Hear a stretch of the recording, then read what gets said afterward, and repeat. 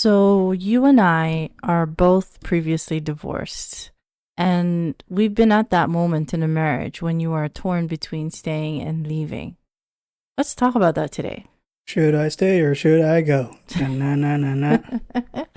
uh, and with that, Assalamu alaikum and welcome to the Muslim Marriage Podcast, where we show you how to find and build a healthy marriage as a Muslim. I'm Zahra Hassan. And I'm AJ, and we've been married for 3.5 years. If you like our videos, please comment and subscribe.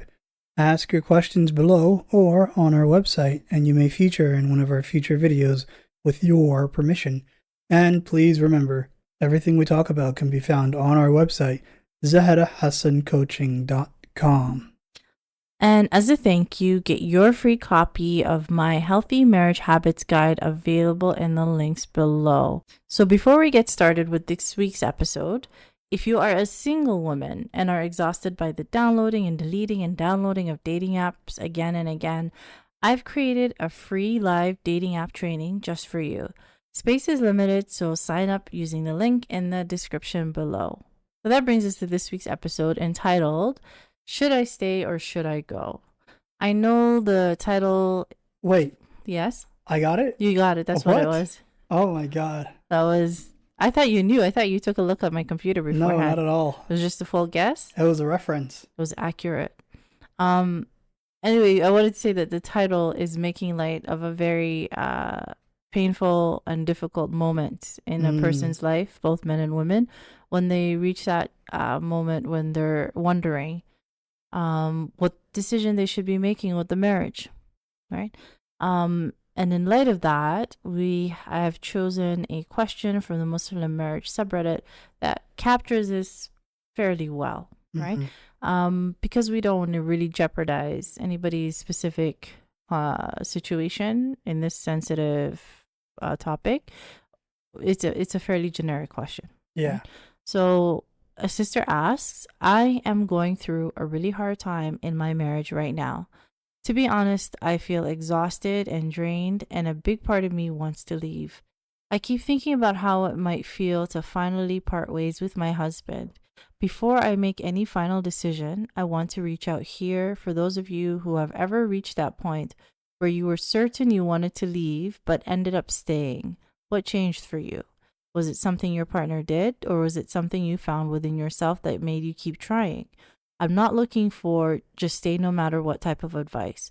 I really just want to hear your real lived experiences about why you chose to stay even when you felt halfway out the door. What are your thoughts? Very sad. Very sad. Yeah. Yeah. It's never a fun experience. Well, not at all, but is there any advice about, because the part of the reason I chose this for me and you to talk about is because we've been there to suffer to somewhat, and I think for both of us it was our partners who chose to leave, right? And so despite the difficulty of the moment, we had chosen to stay by default. Do you remember what made you decide to stay?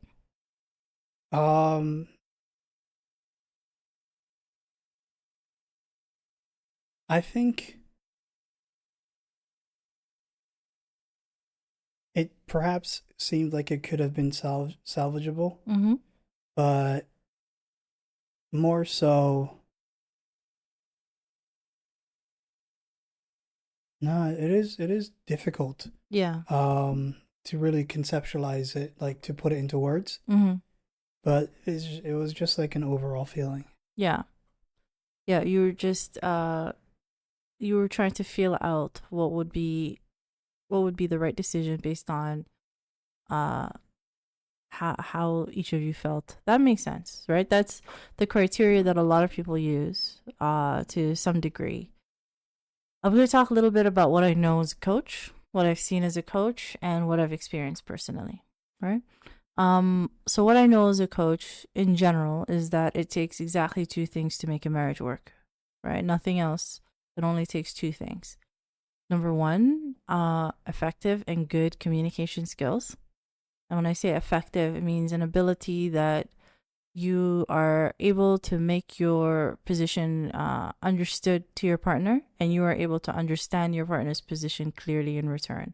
A lot of people, a lot of us, we don't have this skill. It's something that we have to learn over time, and we tend to talk past each other, Mm-hmm. right? We don't really hear what they're saying, and we are not very good at articulating what we're feeling or what our position actually is. So good effective communication skills are necessary. uh, Number two, and this one is much more difficult because you can't develop this one, you can't learn this one.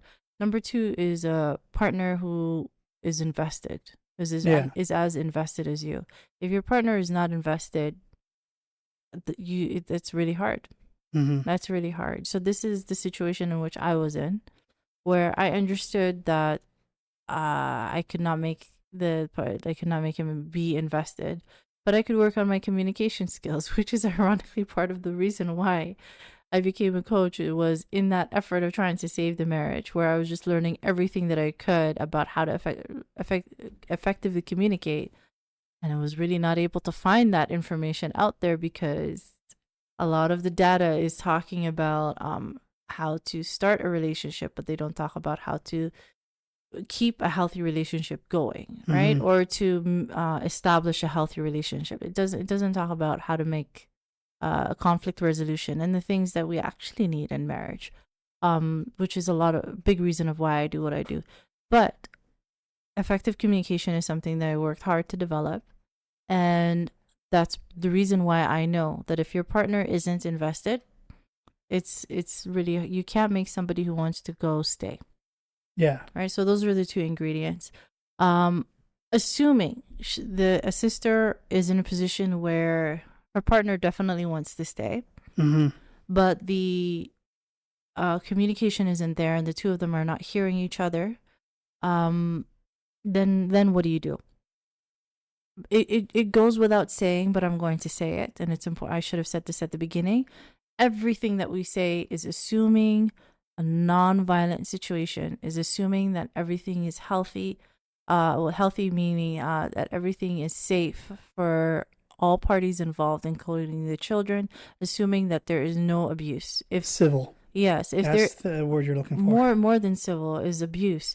If there is abuse as part of the equation, and in any level, at any level, this is way above our pay grade, Mm-hmm. above pretty much any coach's pay grade, or even most counselors. You need to go speak to somebody who can help in a real and immediate way.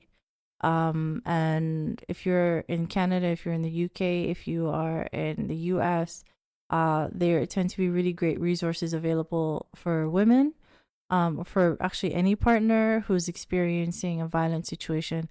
And I'm going to put those resources again in the description below. Mm-hmm. Having said that, assuming that abuse is not part of the equation, good effective communication and an invested partner. I should say, Yes. if there's abuse, it's not civil. Well, yeah, but it goes beyond. This is true, but it's almost minimizing how painful abuse is. Abuse is Mm-hmm. by just saying it's not civil, which is why I'm pointing that out. Okay, so assuming, okay, so many times clients will come to me and describe a situation in which they are not really able to communicate with their partners. That's what it boils down to, right? But their partner doesn't want to leave.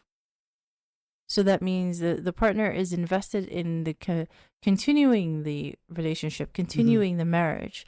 However, sometimes they're not invested in making the appropriate changes to turn it into a healthy marriage. And those changes require vulnerability, they require openness, they require some very scary, emotionally scary things. Mm-hmm. So what do you do if you're with a partner who's not willing to open up, be vulnerable, and communicate properly? It's like someone who waters the plants. Yeah.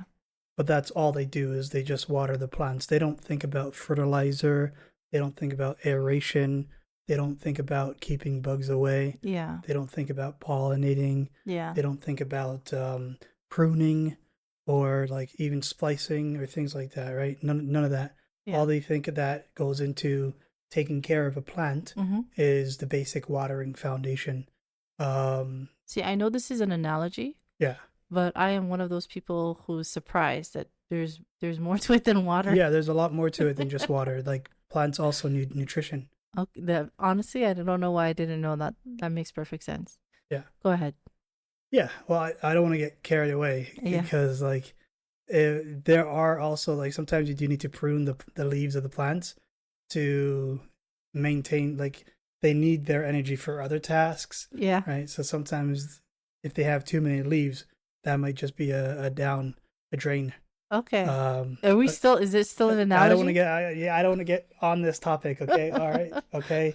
Okay. I don't want to get on to. I don't want to switch topics. But that's a good analogy. I like the analogy, right? Yeah. That you need to do more than just water the plant. Just the basics. Yeah. Exactly. So this is what you do. If you have a partner who's having difficulty being open and his difficulty being vulnerable, ask if they would be willing to find help. Right? That's usually the first step. Is you look around, you find a resource near you that's affordable, sometimes free, that is a coach, a therapist, a counselor, available online half the time. Ideally Muslim. Just find somebody who will be able to translate for the two of you, and see if they would be willing to sit down in one of those sessions. Unfortunately, there is still a huge stigma associated with looking for help in marriage, particularly such that it's extremely common that I find that men really don't like to look for help outside the marriage. Yeah. Even though this is what we're supposed to do. If things aren't working, you go and you find help. Okay, so now what do you do if your husband really, really doesn't want to talk to somebody? I should say, by the way, just to close the gap. Yeah. Something else that keeps the soil healthy. Okay, we're back to plants. Something else that keams the soil. This is a trigger. This is going to trigger you. Of course. Something else that keeps the soil healthy is crop rotation. Why am I triggered? If you don't know, you don't know. Okay, interesting. I'll be triggered later. Yeah, but when you figure it out, when you make the connection. In Shaa Allah. But what do you? So as a man, right? Yeah, like if we were in a situation where we needed help, we needed to talk to somebody, how would you feel about talking to somebody? Like a counselor. Or coach? I would, like me. I would be okay with you talking to somebody, but I would be uncomfortable going there to talk with them as well. At the very least for the first couple of sessions, you know. So you wouldn't want to come with me to that coach or counselor? Not on the first go, you know. Yeah. Because like to me it feels like I would not be doing enough on my end. Yeah.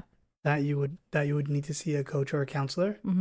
But I think for me, the safest thing to do for my ego, would be for you to have your sessions one-on-one for like maybe 1 or 2 sessions, 1 or 3 sessions, and bring back what you learn to see if that helps. You want me to do the work, be the one who's being open and vulnerable, just me? Yeah. Bring back what you learn, right? Bring back the spoils of war. And if that doesn't work, then I would be willing to go with you. Okay, why not go from the beginning? What would be the hesitation of going from the beginning? I think just like the way I grew up. Yeah. In the manosphere. You grew up in the manosphere? Yeah, that's what we call it these days, the manosphere. Interesting. In that we typically didn't let our emotions show, right? Yeah. Like it was frowned upon. It was seen as a negative thing. And I still harbor some of that from my youth, right? So I'm sure the next generation, as people advance. That's what they said last generation. But I know what you're saying. Well, no, last generation, they weren't talking about this. Okay, this is true. We're in euphoria. I'm just being a little bit cheeky. We're the explorers of our kind. Okay. So if you're in a situation where your husband is like mine, and we're chopping down the vines. There you go.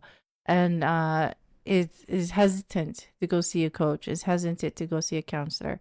If I was in this situation, what I would do is sit down and explain to them, right? Because it's assuming this person is invested in your well-being and they don't understand how much pain that you are in, and that you have really tried to communicate to them what are the things that are bothering you, but the two of you are just not understanding each other. That you're not really hearing each other, and a big part of the reason why it be because you might be speaking about like you're speaking at the surface level of the issue and haven't gone to what's the underlying cause, which is what I find very often. Many times couples will be very upset about the dishes, very upset about taking the garbage out, whereas the underlying issue when we remove all the layers is about appreciation and being seen, or about being prioritized, or about autonomy, or about just these underlying core wounds, right? So it's if you are at that level where you understand your limitations, you're like, I have gone as deep as I can, but I don't know if we're touching the right surface. I'm not able to communicate, or you're not understanding what I'm trying to tell you, but I'm in so much pain.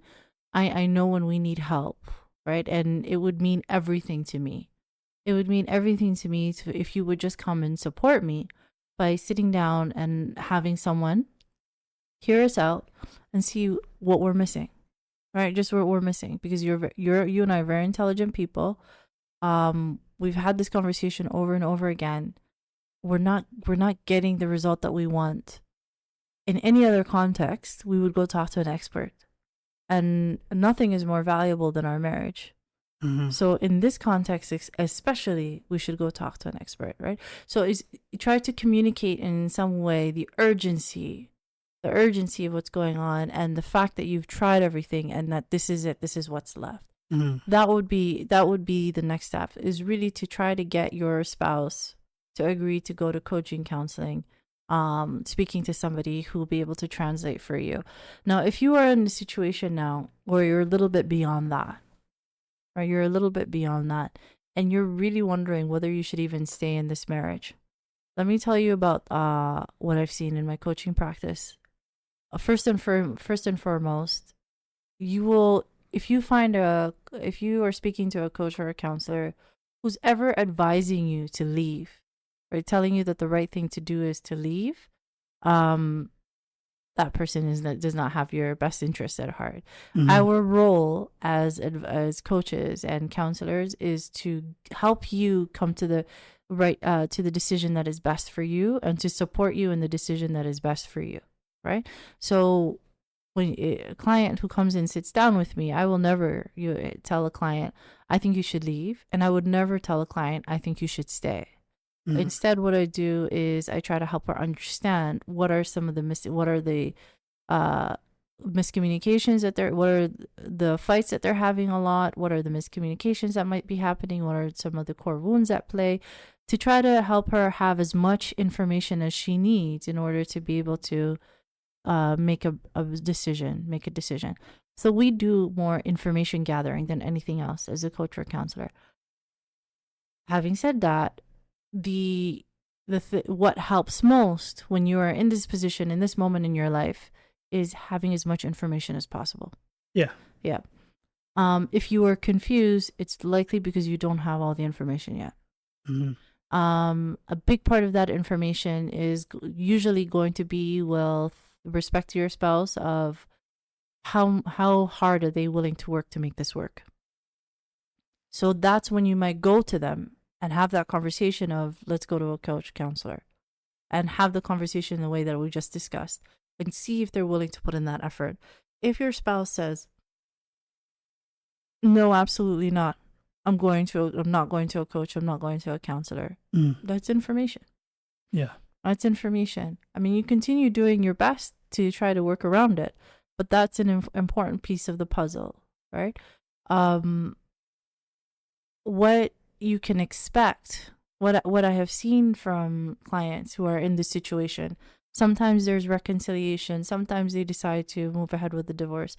But what I have seen from the ones who decide to move ahead with divorce is that very rarely do they feel comfortable with the decision. Does that make sense? It's sort of like when you're getting married, right? The two are analogous, in which when you're getting married, you've chosen this person. Many times you're not 100% sure. You're like, I don't know, but I have done everything that I can up until this point. I have done my due diligence. I have prayed my istikhara. I've done everything that I can. Given that, I feel like the best decision is to move forward.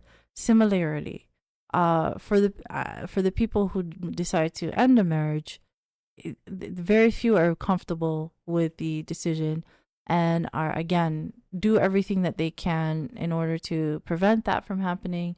I'll gather as much information as they can, but given the circumstances, they, having done their due diligence, this is what they feel like is best to move forward, and then they move forward. That tends to be the mindset of the people who leave. As for the ones who stay,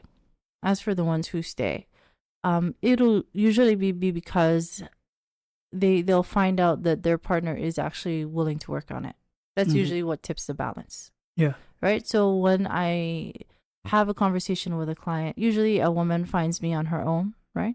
And we have this conversation, and I try to understand what are the dynamics of the marriage, what are the places where they're having the most trouble. The next thing I say is, see if your husband will come and have a coaching session with me, and usually that's free, right? See if your husband will come back. I'll offer a free session, and then if he's willing to just come and sit down, just so that I can understand what are the dynamics with the two of them together and see what's going on from his side. The couples in which the husband agrees to come for coaching tend to be the couples that do better. Simply because that's an indication that he's willing to work on this, continuing to work on this marriage. I'm so sorry. I know I'm using gendered languages by saying that he's the one that is the difficult partner. She's the one considering to leave. It's because the questioner was a woman, and her husband is the one that she's having trouble with. Does that mean that's why it's gendered? But also, I think typically that women would be the one that are seeking. Yeah, that's what the statistics play out, but I've seen the opposite happen, so it's never 100%. So I apologize for using gendered language, but that's the reason. So that's usually how that works out. If you can get your husband to come and sit down for a counseling coaching session, that tends to be an indication they're willing to work on it, and that's a positive sign. That's a good prognostic indicator, right? So that's hopefully that gives you a little bit of information on how that tends to go. I made a connection recently during our conversation here. Yeah. When someone goes, yes, but it feels like they're staying, they coined a term for that. Quiet quitting? No. Oh, there's another one. Yeah. What is it? Ghosting. Ghosting? Yeah. All right. You see that? Was it you? Was the they you? When someone goes, but it feels like they're still there. Yeah. It feels like they're staying. Yeah. Ghosting. There you go. They're ghosting you. They're ghosting you. Yeah. When you said they coined a phrase, are you they? Yeah, just now. Yeah. That's what I figured. Hello, they. Hi. But it's like quite, and that is something, unfortunately, that is a phenomenon that happens in marriage often. Usually when there are children. When the couple has children and one of the partners is extremely unhappy, and rightfully so, maybe because they feel unappreciated, it's just their emotional needs are unmet, unseen, disrespected. Sometimes they just feel just all of the uns, right? And all of the uns are very valid. It's a painful circumstance to be living in with somebody who doesn't see you, doesn't respect you, doesn't appreciate you. It's very hard. And you have to work really hard all day in that circumstance as a parent and as a spouse, and along with your 9 to 5. So it's an exhausting way to live. So for the people who are in those circumstances, when they have children, very often they'll make the decision that for the sake of my children, I'm going to stay, but I'm going to detach from my spouse. I think there was a person who was famous for being disrespected the most. Who's that? Attila the Un. All right. I knew that was coming. Did you? No, I did not. I don't know why I said that. But I knew there was a joke coming. But do you see how that can happen? So that is a very sadly common occurrence where people stay for the sake of their children. Yeah. And whether or not that's the right decision or wrong decision to make is impossible for anyone to say on a general scope, right? That's going to depend 100% on your specific circumstances and the circumstances of your children. Only you know your children. Yeah. And what is actually good for your children. But given that the situation is safe, that nobody's being physically or emotionally harmed, as long as abuse is not part of the equation, it's for you to decide whether or not staying or going for your children is a decision.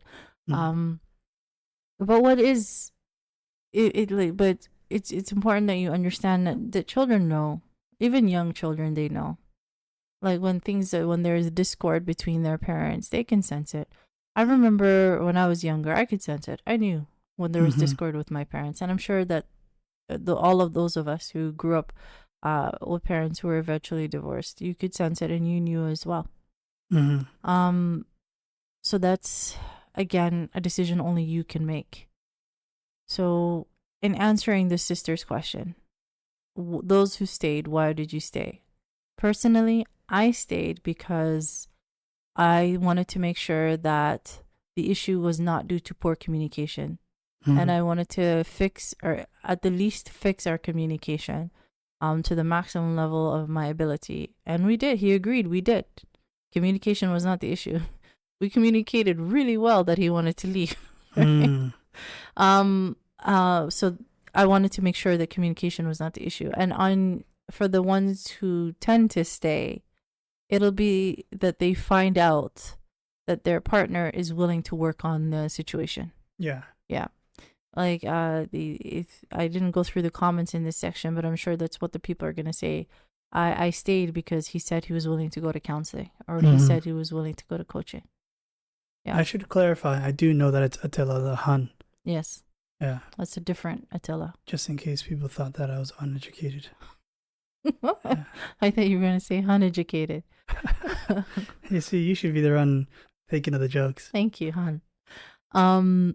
Did you catch that? You Yeah, got I it. did. Okay, I was very proud of that. So so hopefully that gives some clarity.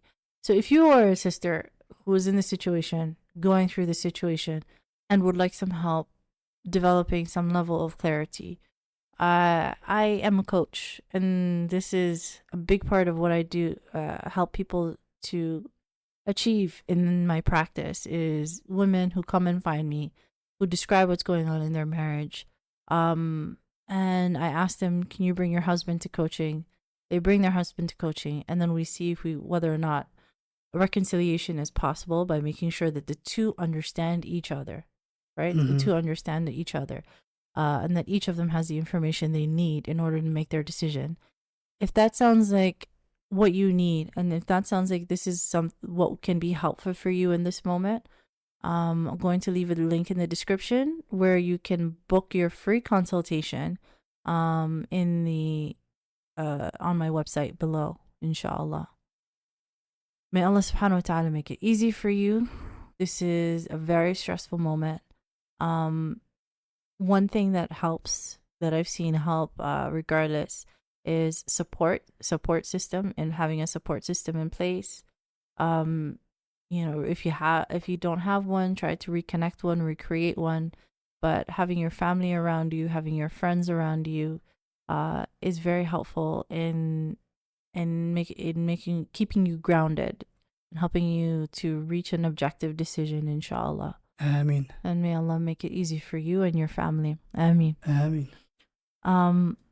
So this episode was a little bit more somber, but hopefully we covered everything that needed to be covered. Is there anything that's missing? No, you did wonderfully. Oh, Jazaa K'Allah Khayr. One day, when I ask you this question, if there's anything that's missing, you always say no? Not necessarily. Sometimes I do say something else. Okay, is it a joke? Yeah. Yeah, it's always a joke. Yeah. So, okay, so if the answer is no, then that'll be the novelty. But I appreciate that. If you haven't made it this far in this episode, we appreciate you. If you haven't subscribed to our channel, please subscribe to our channel. For those of you who have subscribed, Again, we really appreciate you choosing to spend your time with us week after week. Jazaa K'Allah Khayr.